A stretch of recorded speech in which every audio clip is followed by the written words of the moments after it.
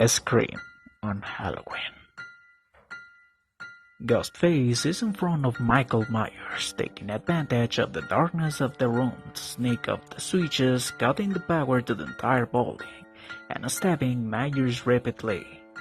While Gail and David leave the closet to run to the exit, when David remembers the hood of Roger's locker, going back for it with the light of his phone.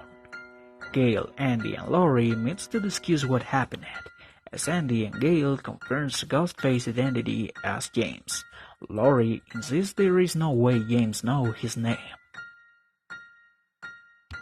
Meanwhile, David sneaks to Roger's locker where he confirms that the hood has actually just a t-shirt.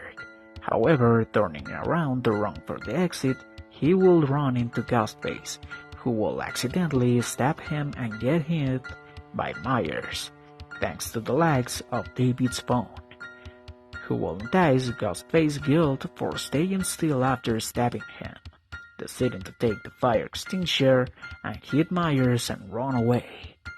Myers will turn around aggressively, but he'll lose spot in the dark, so he will decide to start fire with the clothes and gasoline that he will find in the lockers, causing Ghostface to come out to face him.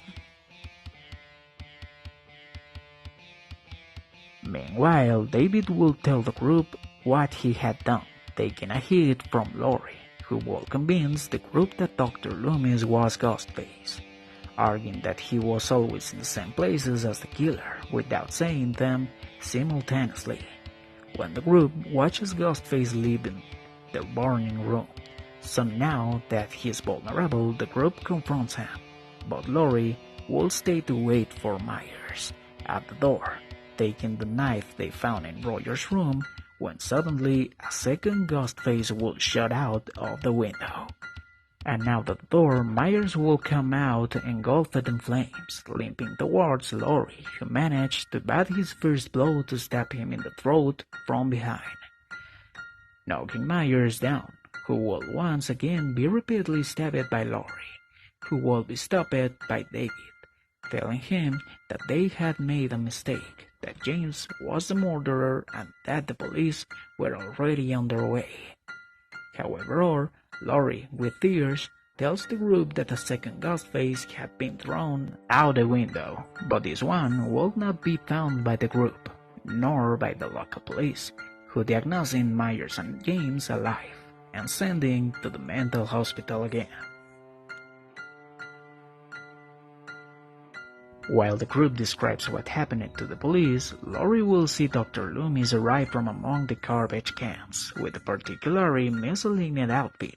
Also, releasing that Laurie was approaching, Loomis will get into the ambulance with Myers to leave in a hurry. So Laurie will begin to search through the garbage cans from which he came out, finding the characteristic Ghostface costume, still smoking and bleeding from a wound that they attend to in the ambulance. "It's nothing serious. Put this gel on when you wake up and the scar will fade," says the doctor who attends to Loomis, who responds, "And why will I do that?"